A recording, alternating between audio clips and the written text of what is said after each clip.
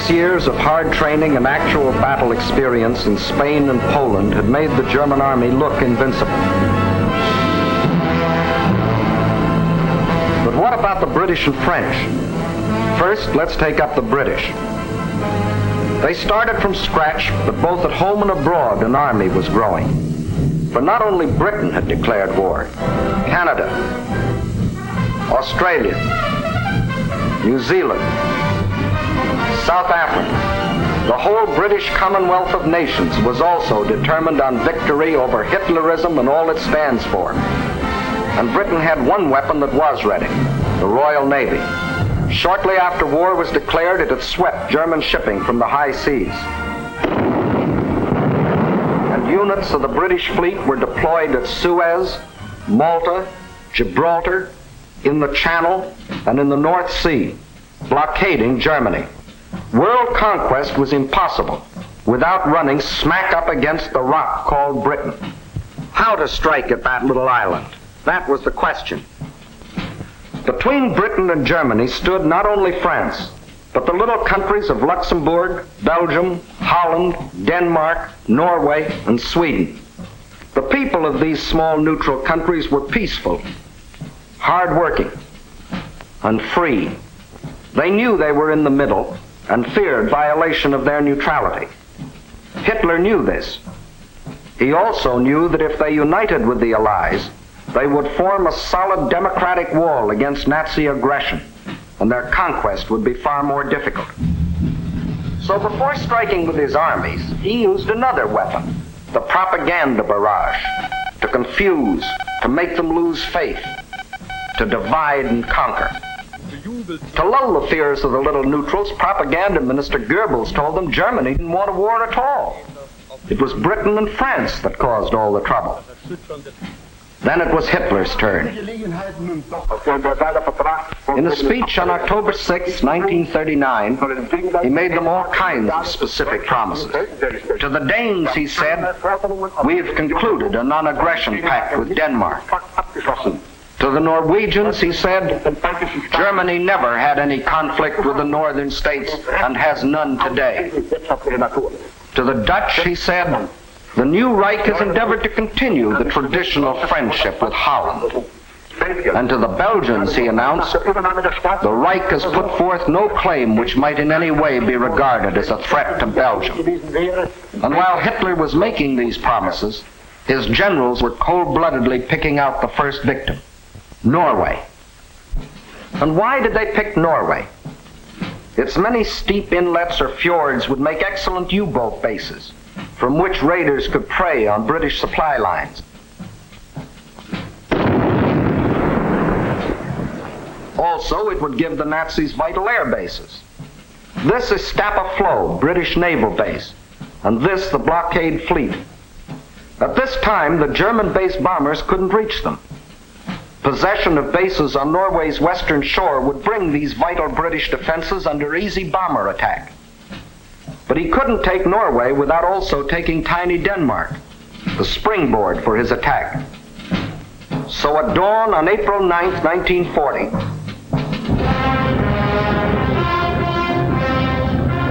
the German army rolled across the neutral borders of Little Denmark, and in a matter of hours it occupied the entire country. By nightfall, Denmark is erased as a nation, and the Danes go into slavery. Although only 6 months before, Hitler had announced, "We have concluded a non-aggression pact with Denmark. The Danes will not forget." Meanwhile, in Norway, peaceful-looking German merchant ships like these had sneaked inside Norway's neutral waterway and tied up at all principal ports. That is, they looked like merchant ships. But if the Norwegians had had X-ray eyes, this is what they would have seen. The Trojan horse of ancient Greece brought up to date with new and deadlier weapons. At the precise moment that the Nazis overran Denmark, these quiet-looking ships sprang to life.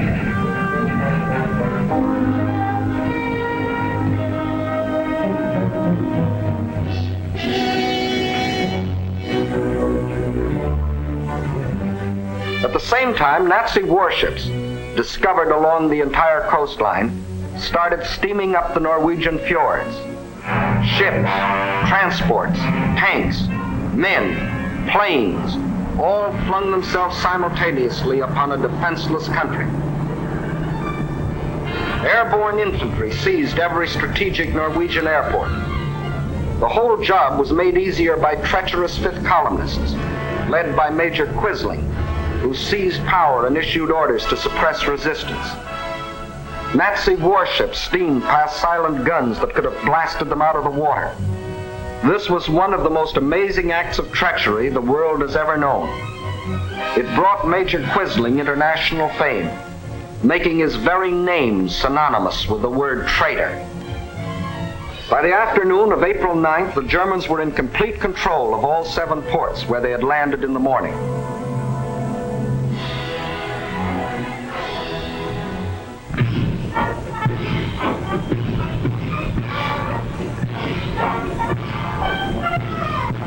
For the first time in more than 200 years, the people of Norway saw an invading army parading through their city. Many of these Nazi soldiers, strutting as conquerors in 1940, had last seen Norway some 20 years earlier, when as refugee German children they had been raised and cared for by kind Norwegians. Now these same Germans were back to repay that kindness with terror and destruction. Once they had occupied the capital, the Nazis quickly fanned out in all directions. But loyal Norwegian troops stopped one German column between Hamar and Elvera.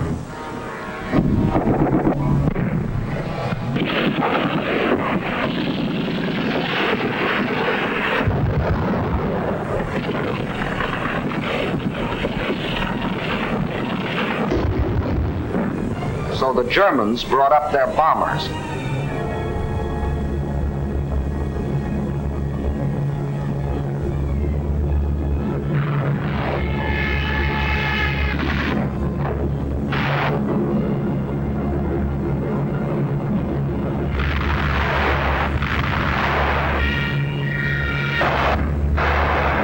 The Norwegians were forced to flee to the north under constant and unopposed air attack.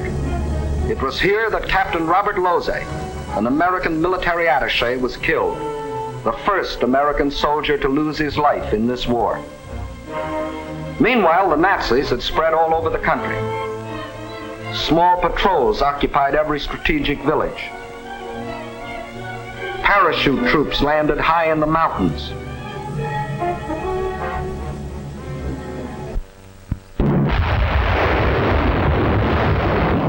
Unopposed bombing raids sent defenseless civilians fleeing in stark terror.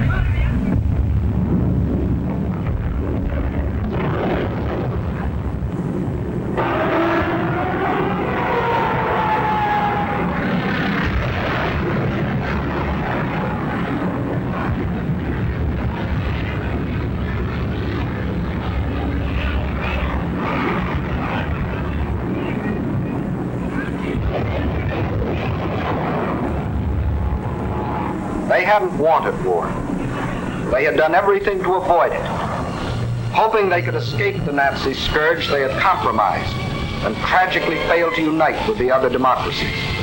And now they faced the scourge defenseless and alone. For before the Allies could come to their aid, the Germans were in control of all principal ports. Regardless of this, British, French, and Polish contingents plunged in and made several landings along the Norwegian coast. They landed forces north and south of Trondheim and attempted an encircling movement on the city under constant, heavy, and almost entirely unopposed air attack.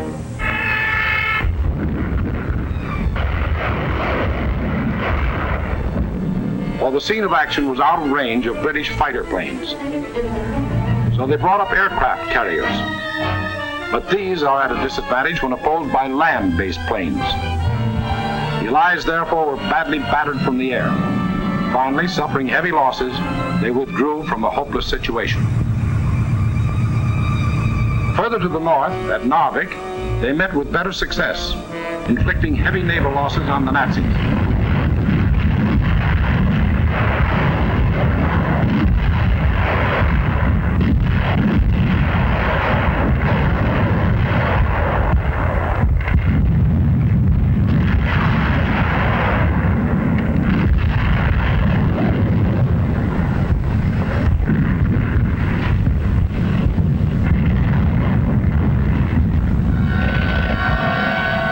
made landings and held the town for nearly 2 months.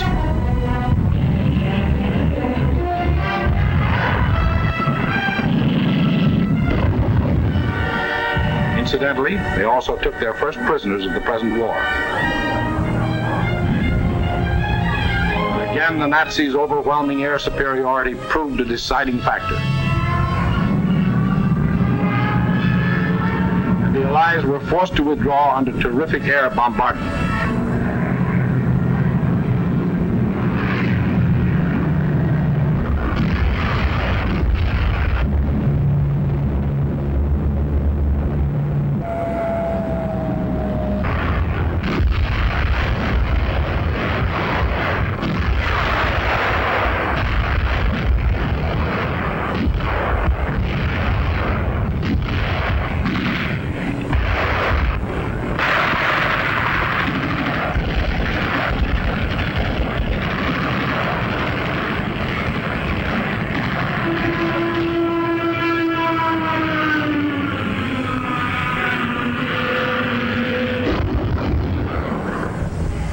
Loyal Norwegians were left with their Krislings, their ruins, their dead, even though 6 months before Hitler had said, Germany never had any conflict with the northern states and has none today.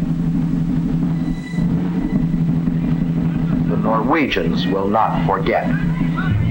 And Hitler had another victory. He had hijacked 2 more countries. The world wondered and sometimes marveled at this man's efficiency. Gangster Dillinger was efficient too.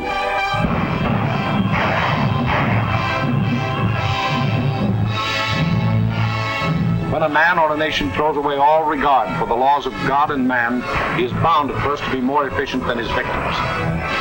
Society had a police force to deal with Gangster Dillinger, but it had no police force to deal with Gangster Hitler. So he clubbed Norway into submission and got what he wanted, bases for use against Britain. Now he had the northern claw of an enormous pincer movement. A drive through France would give him the southern claw. Blockade by U-boats coupled with mass bombing attacks would weaken the British for final invasion. Then, with Britain gone, Germany could reach out in all directions for world conquest.